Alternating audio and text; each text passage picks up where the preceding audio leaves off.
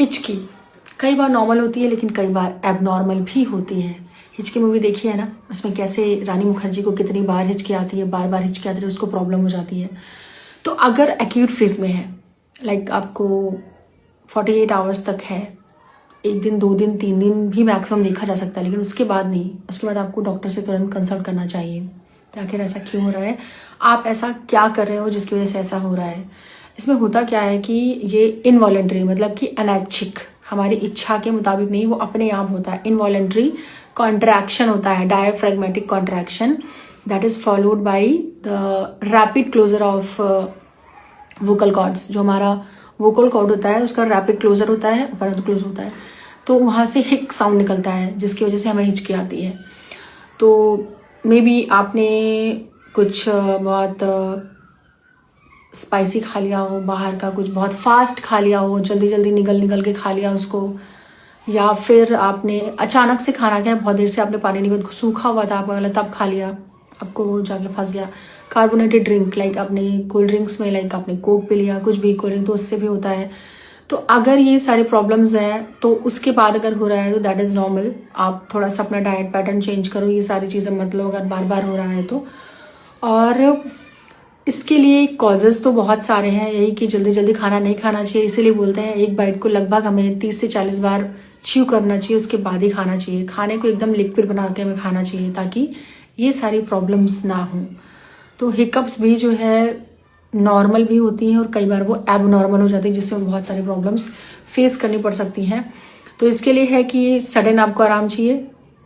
कुछ acupressure points में बताऊंगी आपको, जिसको कि प्रॉब्लम लंबी हो जाती है, बढ़ जाती है बहुत दिनों तक, उसके लिए है।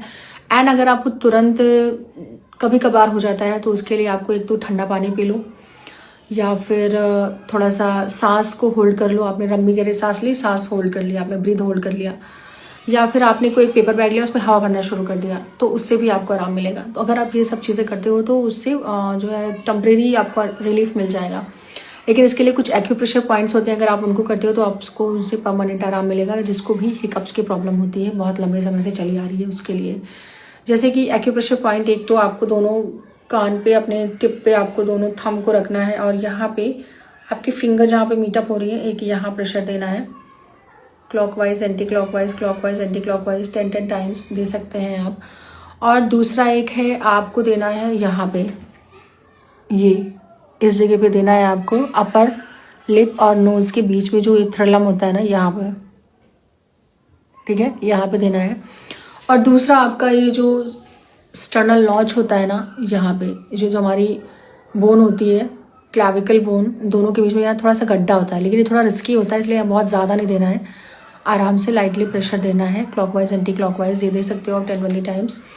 एंड एक लास्ट वन पॉइंट है आपके रिस्ट पे, ठीक है, ये रिस्ट है आपके, मान लीजिए, ठीक है, आपका ये जो रिस्ट क्रीज होता है, यहाँ पे ये लाइंस दिख रही होंगी आपको, ये यहाँ पे, तो आप ये थंब की जो ब्रेथ होती है ना, चौड़ाई होती है, इससे आप इसको मेज़र करोगे 1 एंड ये 2, दूसरा जहाँ पे ख़त्म होगा यहाँ पे देना है, ये वाला। ये बहुत अच्छा पॉइंट होता है अगर आपको हिकअप्स को रोकना है, हिचकी को रोकना है। तो जैसे होता है ना, कई बार छोटे बच्चों को बहुत ज़्यादा हिकअप्स आती हैं, बहुत ज़्यादा शुरू हो जाती है, तो आप उनमें भी ये कर सकते हो, ये वाला पॉइंट दबा सकते हो, हल्का हल्का लाइट मसाज, लाइट एक्यूप्रेशर दे सकते हो, तो उससे हिकअप्स में तुरंत आराम मिलता है। तो इसको ज़्यादा से ज़्यादा शेयर करो, अगर कोई परेशान है तो उसको तुरंत रिलीफ मिलेगा। Take care, bye bye.